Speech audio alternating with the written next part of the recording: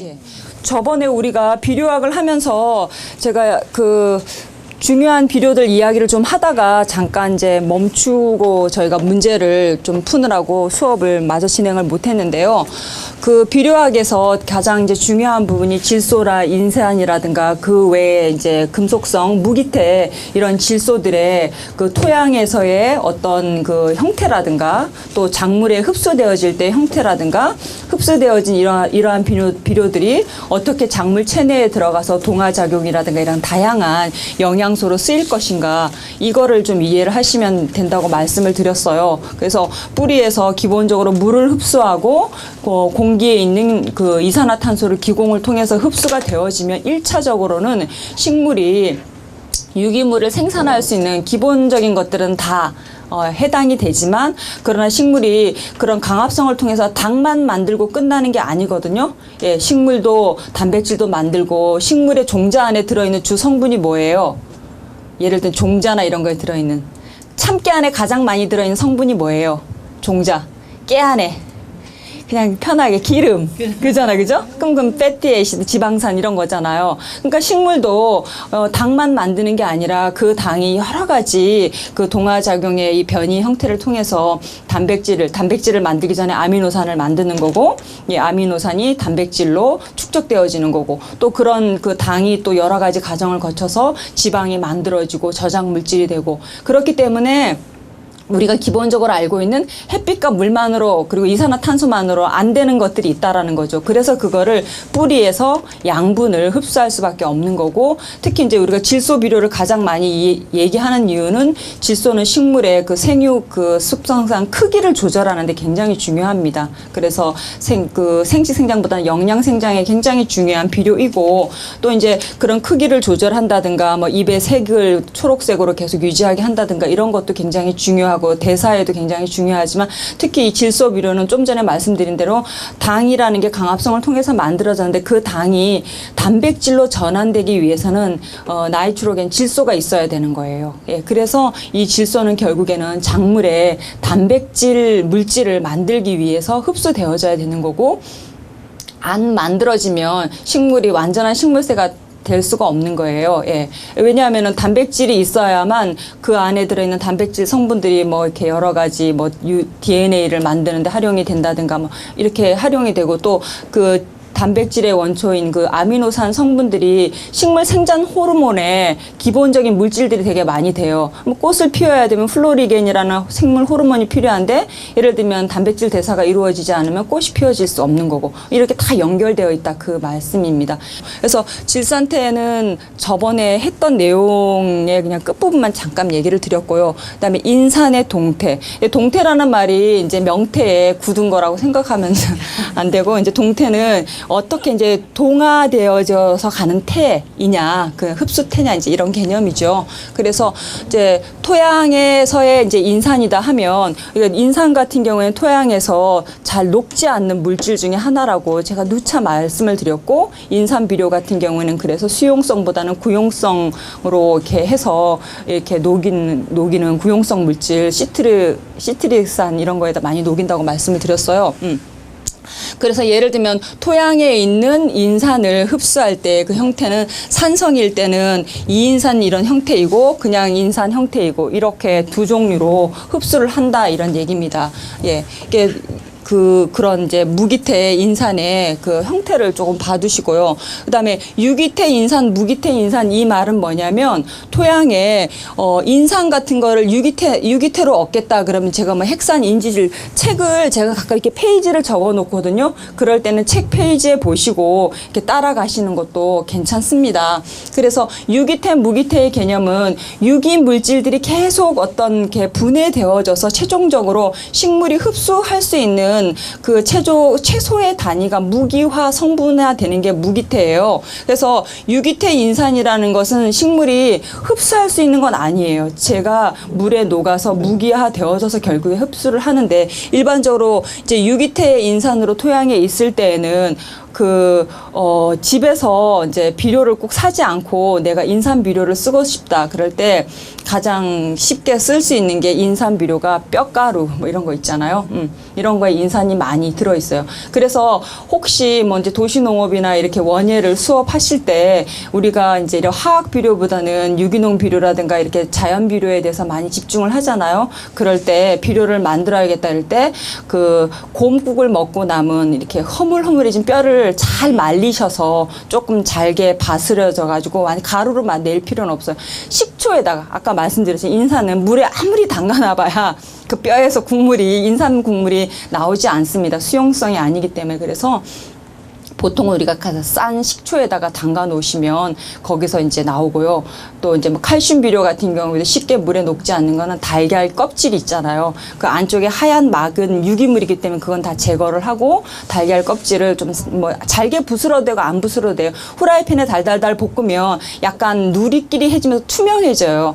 그 상태에서 식초에다 부어 놓으시면 뭐 비율은 뭐 1대1로 붓던지 자유롭게 부으시면 돼. 부을 때 보면 부글부글 연기가 아니라 그런 걸 뭐 거품 같은 게 막 생겨요.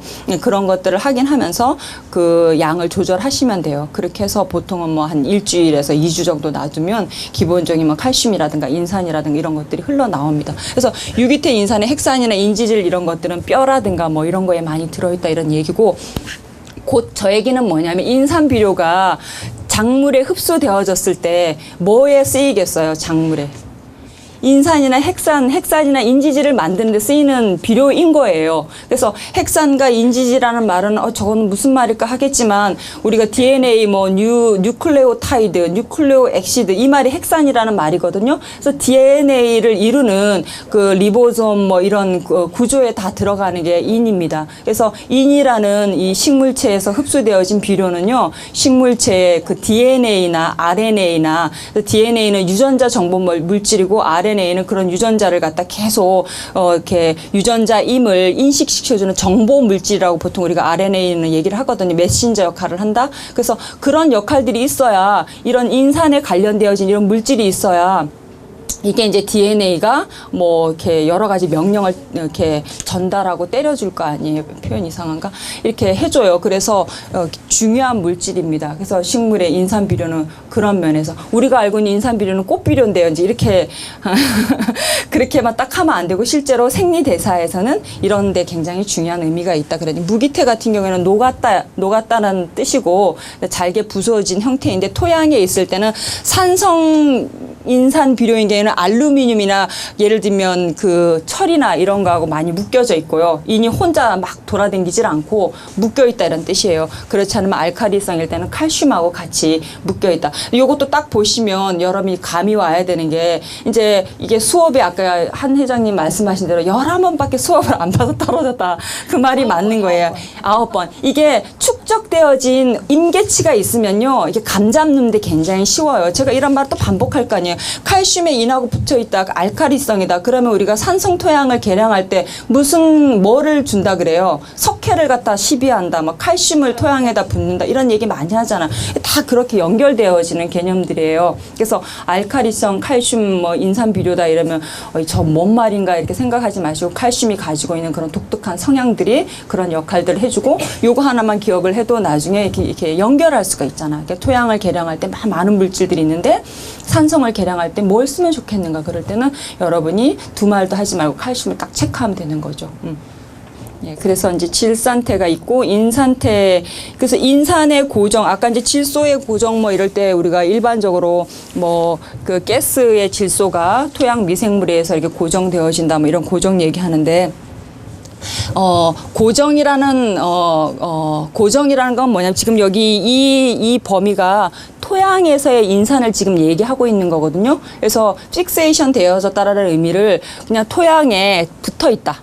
이렇게, 그러니까 토양에 붙어 있다 이렇게 생각하시면 좋을 것 같아요. 그래서 그 전체적에서 한 10에서 20% 정도만 흡수를 한다 뭐 이렇게 이해를 하시면 좋을 것 같고, 논에서는 가급태와, 굳이 제가 이 단어를 이 책에서 쓴 이유는 가급태와 유효도 이런 단어를 쓴 이유는 가급이라는 거는 사용 가능하다. 불가급태가 아니라 가급태, 사용 가능한. 그러니까 논에서는 인산이 물에 잘 녹지는 않지만 그래도 논에서는 좀 낫다 이런 뜻이에요. 밭에서 가급태화 되어져서 유효화 되어지는 것보다는 그래도 논이 조금 더 인산을 이렇게 활용하기가 유효도가 높다. 요 말은 그러니까 이렇게 유효도로 치면은 논이 밭보다는 인산을 식물체가 흡수할 때 지금 이 인산은 비료로 준 인산이 아니고 무슨 인산이라고요? 토양 중에 그 얘기입니다. 그래서 되어 있고 침전에 의한 고정, 고정이라는 건 그 작물체가 흡수할 수 없다 이런 뜻이에요. 그런 의미에서 그 인산 같은 경우에는 산성일 때 아까도 있고 알칼리성일 때도 얘기했는데 이런 지금 산성 물질 알루미늄이라든가 철이라든가 칼슘이라든가 이러한 물질들이 고정되어져서 그냥 식물이 흡수할 수 없을 정도로 없게 토양에 그냥 침전되어졌다 이런 뜻이에요. 그래서 이렇게 알갱이가 생기면서 흡수할 수 없는 형태 이런 것들을 이야기하는 거고 점토 강물에 의한 고정, 뭐 유리산화물 이런 뭐 어려운 말들인데 굳이 기억하시지 아느라는 말은 못하겠지만 그냥 넘어갈게요. 그래서 그런 용어들이 좀 있다는 얘기고. 그다음에 이런 말들은 좀 중요한데 인산을 고정하는 데 있어 여러 가지 요소들이 있지만 그중에서 뭐 예를 들면 pH가 산성일 때 고정이 되고 중성일 때 고정량이나 용해도가 크고 그다음에 7 이상 되면 고정량이 증가되고 그래서 이제 이런 pH와 관련되어진 것들 그다음에 시간으로 보면은 단시간에 고정이 이루어진다 이렇게 되어 있고 쉽게 녹지 않는다. 음이온의 영향을 받는다. 그래서 그런 얘기 규반비라는 것은 규소와의 비율을 얘기하는 거거든요. 그래서 규소가 클수록 고정이 낮아진다. 그러니까 규소라는 건요 주로 어디에 많이 들어있냐면 토양을 이루는 주 흙이 규소가 가장 많아요. 그런데 이 규소가 많이 있는 토양에서는 그 인산 비료가 고정 비료로 잘 고정되어 남아있지 않고 좀 흡수하기가 좋다 이런 이야기입니다. 그래서 그런 걸 규반비라고 표현을 하는 거고요. 그다음에 토양 인산의 방출. 토양 인산, 토양의 고상 인산이 녹아서 액상이 되고 그다음에 뭐 작물체가 흡수한다. 이게 이제 기본적인 어떤 이제 형태가 되겠죠. 그래서 예를 들면 흡착능은 알루미늄의 지배됨으로 점토가 많을수록 크다 그랬는데 아까 이제 Si하고 알루미늄의 비라고 얘기를 드렸잖아요. 그래서 그 알루미늄이 적어야지 더 유리하고 규소가 더 많아야 좋다 이런 얘기고 토성은 세립질일 때 좀 더 뭐 흡수가 잘 된다. 우리가 알고 있는 거예요. 아무래도 인산 농도가 많으면 아무래도 흡수가 좀 더 많이 될 거다. 이런 얘기들이 이 안에 들어있는 거고 인산질 비료의 비율을 증진하기 위해서 어떤 것들을 활용을 해야 되는가 이런 얘기입니다. 그래서 제가 다 하긴 너무 어려우니까 조금 읽어보고 이게 조금 더 중요하고 조금 우리 실생활에 필요하겠다 싶어서 좀 붉은 걸로 좀 이렇게 도도화 놨는데요. 그러니까 인산질 비료는 항상 작물체 뿌리 가까이에 줘라.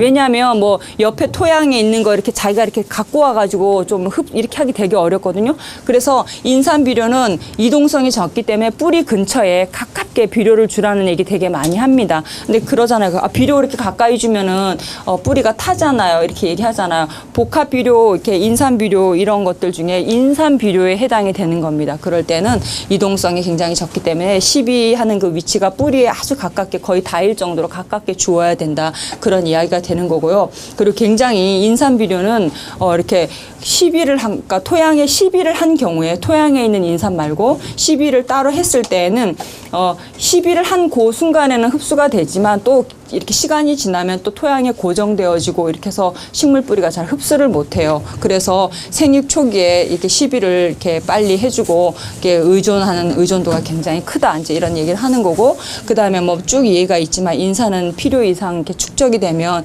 칼슘과 이렇게 또 서로 이렇게 경합이 벌어집니다.